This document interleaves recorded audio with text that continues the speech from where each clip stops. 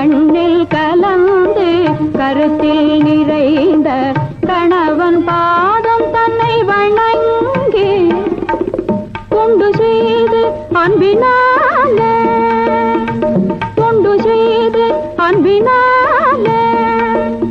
துயரமெல்லாம் மறந்து நான் வாழ்ந்திடும் அந்த நாளும் எந்த நாளோ வாழ்வில் ஒரு நாள் வந்த திருநாள் வானவில்லாய் மறைந்த பொன்னாள் ஏழை வாழ்விலே மீண்டும் தோன்றிய ஏழை வாழ்விலே மீண்டும் தோன்றிய இன்பமழை